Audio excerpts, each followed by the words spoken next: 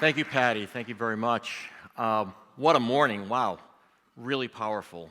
Patty didn't mention that I was part of the original band of misfits that took to the stage in 2012 with the first DotMD, and so it's been just remarkable to see how this meeting has grown and the demand and appetite there is for this sort of conversation. I remember being in the Smock Alley Theater during that first DotMD and sitting at the top row and looking down and taking it all in and thinking to myself, this is really pretty cool. We've got oil paintings, we've got banjos, we have an undertaker, and I loved it, but I really had no idea why I liked it. I didn't really know why it resonated with me. Does that make sense? So fast forward to 2019, where we are today. Even during that short period of time, things have changed dramatically in medicine. Technology is rising around us, and a lot of us are beginning to think and wonder, where are we going to fit in? Or how am I going to remain relevant as a healthcare professional? So one of the things that I didn't know then, that I know now, is the culture and mindset of DotMD that Ronan has cultivated is the antidote to those feelings of disillusionment that many of us are just starting to feel. And the conversations that are happening here, or what's happening here in Galway, is the beginning of a new conversation about humans and the things that we do that are so unique and so special, and that's something that's getting lost. So that's why it's a real privilege for me to be here. Thank you, Miras and Ronan and Alan. So I have big shoes to fill. Where am I going to take you? I want to talk about dehumanization and medicine, and then I want to boldly build a vision for a future that prioritizes humans, if that makes any sense. Also, since the last DotMD, I lost my dad, who's pictured here. This is a picture from the last conversation I had with him. And he had metastatic skin cancer, and he was treated at what was probably the largest and most prestigious cancer center in the world. And he was surrounded by rocket scientists, oncologists, lots of them, and they knew everything about my dad's cancer. They knew the gene sequence, they knew the sensitivity of that tumor to all the medications. They knew the p-value, they knew the area under the curve. They knew absolutely everything except what my dad wanted during the final weeks of his life. And what's so interesting is that the person who was the intermediary for the most difficult conversations with my dad was his plastic surgeon. And the surgeon knew that my dad was only trying to stay alive to see his oldest son get married. And it was this plastic surgeon during my dad's last hospitalization who approached me and my two brothers and said, "Your dad's tired and he really wants to go home." So here we were in this huge cancer center with all these people who had written papers on critical conversations and academics, and it took the most transactional, technical person of our team to kind of have the important conversation. But we felt blessed that he was there, and we have lost track of that agenda. And things have changed in medicine. This is how my dad might have imagined his relationship with that plastic surgeon, maybe. This is how many of us, maybe it's a fantasy a little bit and a little bit romantic, but this is how we envisioned encounters with physicians. A physician was very present, face to face, gathering data, taking information, taking a history, right? Applying intuition and judgment, and then maybe giving a plan to this family that's obviously in crisis. Let's compare that to 120 years later, where through a bad internet connection, pumped into a fuzzy monitor, mounted on top of a machine that's actually built and intended to look like a robot, a man is told that he only has 3 days to live. Remarkable contrast, really, with that last picture, right? And a great example of how we have let tools dehumanize the encounters that we have with families. Okay, now, when this news broke, if you guys spent time on Twitter with doctors, you would have seen all the doctors saying this technology is horrible, demonizing the technology. But more than a failure of technology, this is a failure to apply technology appropriately. It's a failure to understand human needs. Okay, so this is just one of the tools that's beginning to separate us, and technology, of course, is one of these things that's dehumanizing us potentially. And technology, of course, is replacing a lot of what we used to do with our eyes and our ears and our hands. I always like to say that if you bring a 12-year-old child to my community with abdominal pain and bring them to an emergency room, not my hospital, but that child will likely get a CAT scan before they're ever touched by a human being. That's in the United States. And as we just saw with the last slide, a lot of our interactions with patients are increasingly mediated by technology. And even when they're not mediated by technology, when we're standing face to face with a doctor, it's still technology that's driving that encounter. And the EHR is a great example of that, right? So if you go into a doctor's office in the United States or even many parts of Ireland, that whole visit is kind of centered around what happens on that screen. It sets the pace and the tempo of that interaction. And it's a good example of what we call technological determinism. And technological determinism is a theory that says that a society's technology determines its social structure and its cultural values. So in other words, technology comes in, and we as doctors follow that technology because we think it's doing the right thing. Okay, and this is a theme that's going to follow through over the next few minutes, okay? So beyond technology, there is reductionism as another force that's dehumanizing what we do. We're increasingly seeing our patients as collections of genes, markers, and proteins. And very often, our interactions that happen in the clinical space are often with the data that emanate from a patient rather than the patients themselves. And for me, the most worrisome force that's separating me from my patients and dehumanizing us is industrialization. Healthcare industrialization is the process of moving patients through clinical spaces in a way that's optimized for margin and value and flow. Much in the same way that we looked at automobile assembly lines in the 20th century, we're beginning to operationalize human care. But when our care becomes mechanistic and just mechanical that way and transactional, a lot gets lost, and a lot gets lost for the patient and the healthcare professional.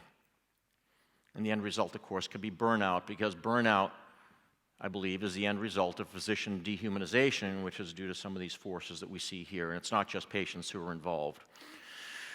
So how did this happen? How do we wind up in this space where we're looking at patients as numbers and turning clinics into assembly lines? Because for the better part of history, healthcare was a human affair, right? It was for humans and by humans. We needed each other. We were dependent upon one another for care as doctors and patients. In fact, I could strangely call the last few hundred years of medicine the human age of medicine. Now, why do I say strangely? Why is that strange? It's strange because what other age of medicine would there be? Isn't medicine about humans? It actually isn't strange when you consider where we've landed, which is squarely in the post-human age. And the post-human age began when machines started doing the very things that we used to do. When technology became the interface between the person giving care and the person receiving care. It began when we stopped looking at whole patients and instead began looking at genes and markers. When we started relying more upon artificial intelligence and algorithms and machine learning instead of our natural intuition and judgment. And instead of responding to disease like we've done for many years after it's happened, we're beginning to predict and preempt disease before it ever happens. Now, a theme running through the entire post-human age is the externalization of humans. Okay, the marginalization of humans. And in fact, baked into our EHRs, our technology, our biases and our mindset is a strong post-human agenda that's marginalizing the very thing that makes us unique as human beings. Okay? So more than just, probably one of the biggest things that's separating us here, separating doctors and patients, is the humans themselves. We don't have to look very far to see on social media here that we're the people, we're separating ourselves from each other. And it's really not the technology as much as the way that we've just stepped aside and let technology kind of do its thing. In fact, if you look at some of these posts and some of the things we see in social dialogue, we fetishize technology. In fact, we almost relish our almost impending irrelevance. Sherry Turkle from MIT has called this our robotic moment. And she's not referring to some kind of robot apocalypse. What she's referring to is our passive willingness to just step aside and let technology do its thing. I mean, the fact that we're willing to be externalized says more about our relationship with technology than our relationships with ourselves.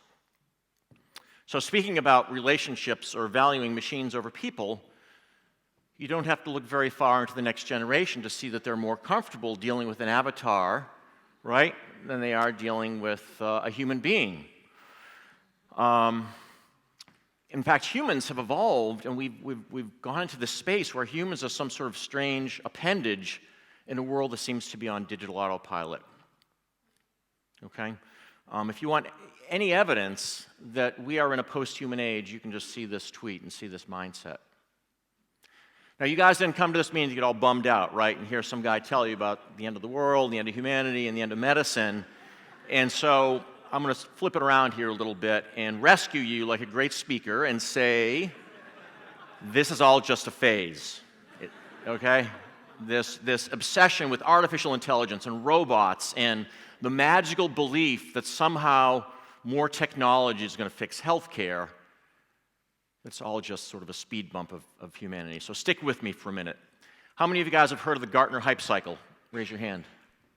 Okay, good. Those of you who haven't will understand it when I describe it, because you'll understand it when I describe it here. But this is a theory that describes the early maturation of technology through 5 phases, and it begins with the introduction of a technology in our clinic or perhaps in our phones. And what happens after that?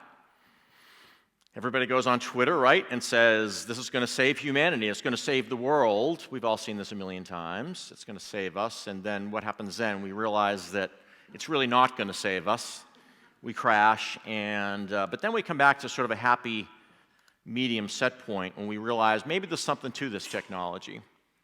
So in the short term, we tend to overestimate the effect of a technology, and in the long run, we tend to underestimate the effect of that technology. Now you're saying to yourself, Bryan, I want to go to lunch. What has this got to do with the post-human age being just a phase? So just stick with me a little further. I believe on a meta level, this Gartner hype cycle is playing itself out in medicine. Okay? And in fact, if you take the Gartner hype cycle and you superimpose it on the human post-human timeline, and you cock your head and squint your eyes and wear the same glasses I'm wearing, you will see that we are in a period of peak expectations. We are in this period with digital health of giddy exponentialism where we think everything in technology is going to fix all of our problems.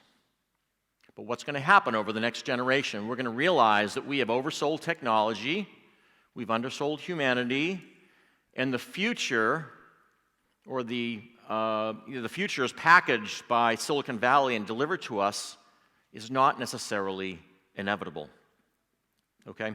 And so this obsession with circuit boards and cables and everything else is going to give way to a kind of a correction, kind of a happy set point where we come back to an even place or a shakeout that I call the superhuman age.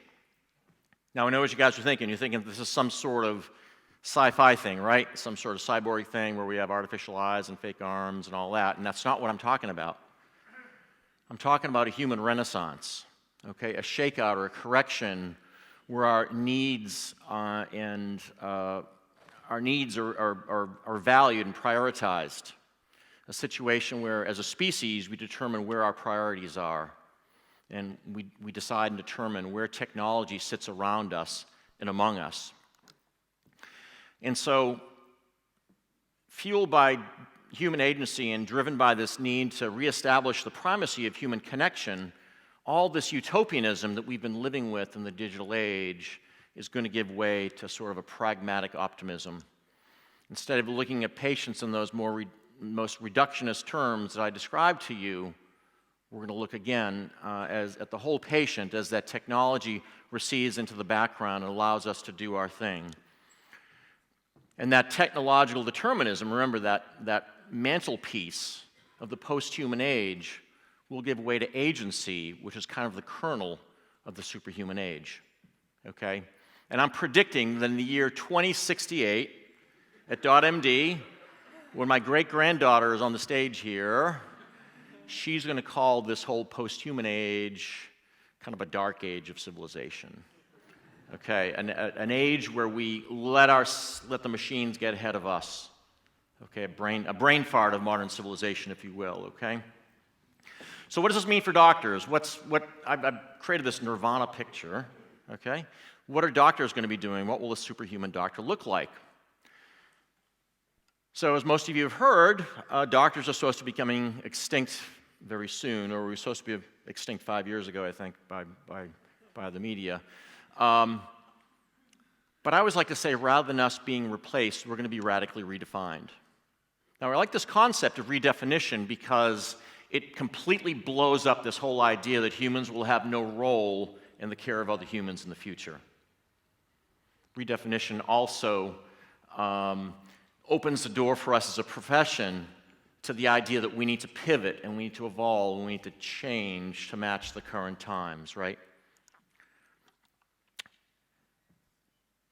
So I think this one question will determine the future and the destiny of our career, or our profession rather, and that is, what is it about 3 cubic feet of muscle, bone, and blood wrapped in a white coat that's so damn special? Okay? And I think to answer this question is to define the shape and the identity of the 21st century physician, or the superhuman physician. Remember I said at the beginning, let me just jump ahead here and say that Brian Christian goes further and describes artificial intelligence as a kind of maggot therapy that consumes all the things that that aren't human that we do, and it kind of leaves us to do the things that we were naturally born to do. And I think when I opened up and told you about that disillusionment that so many of us feel about where we're going to fit in, this is the most important concept that helps us understand where we're going to fit in. So it may be, in a strange stroke of irony, that it's the machines that teach us what it is to be human. It's only through losing our sense of intimacy during the posthuman age can we truly understand what it means to connect. So, if the machines do the heavy lifting and the maggots do their thing, what are the doctors going to be left to do? Well, precision medicine and technology is going to continue to kind of drive ahead, right? We're not suggesting that should stop or is going to stop. But I think physicians are going to be left with a very interesting role, and we're going to be forced to have some very, very interesting and very intimate conversations with our patients like we've never had before.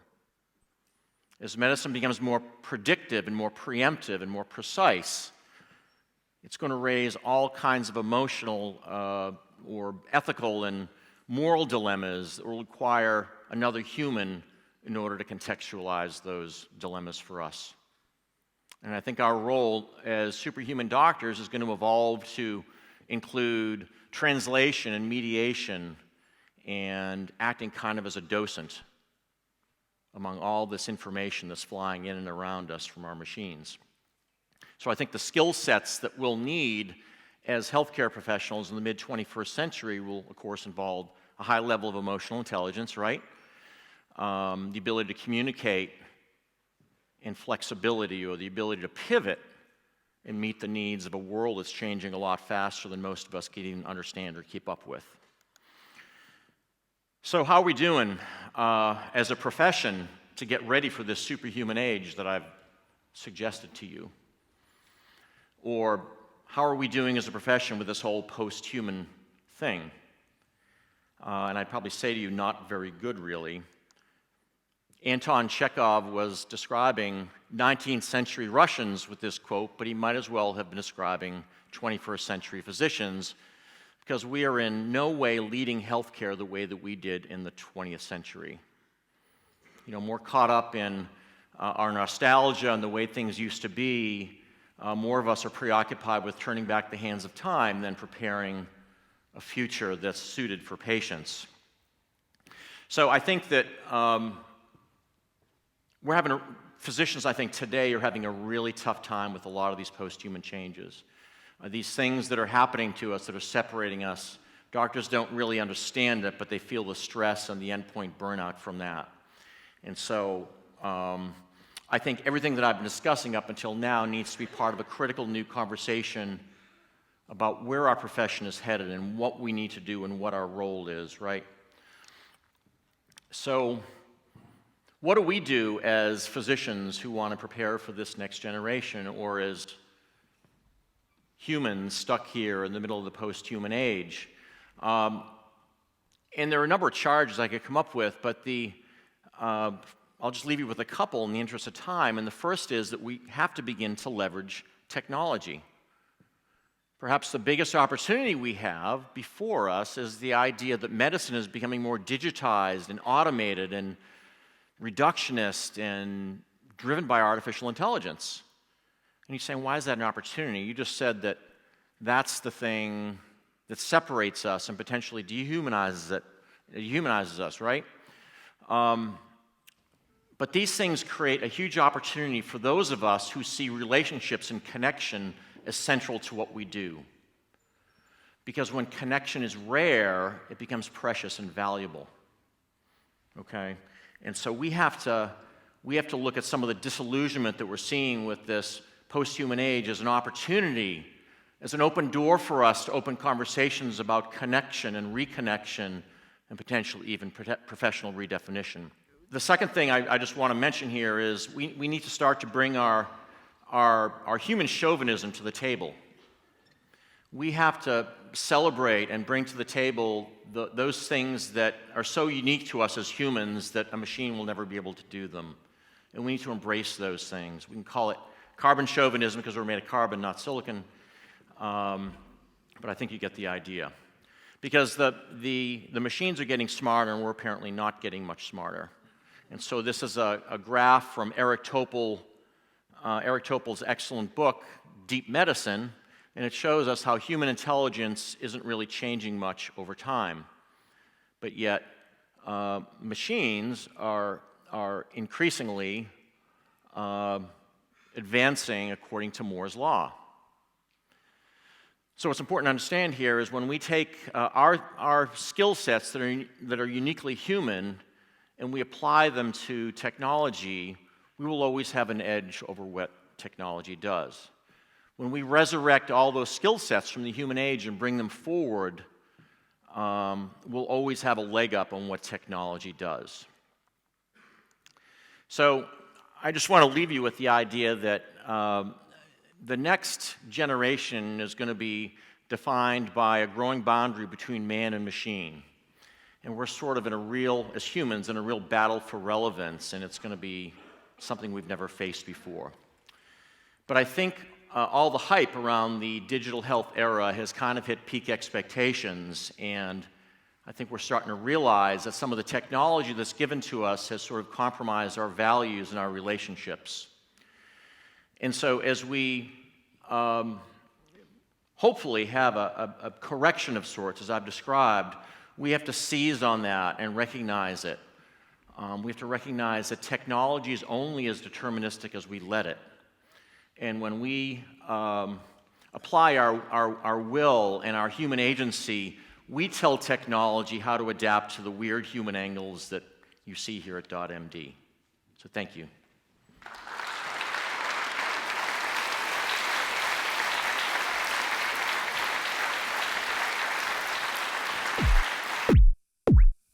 Bye.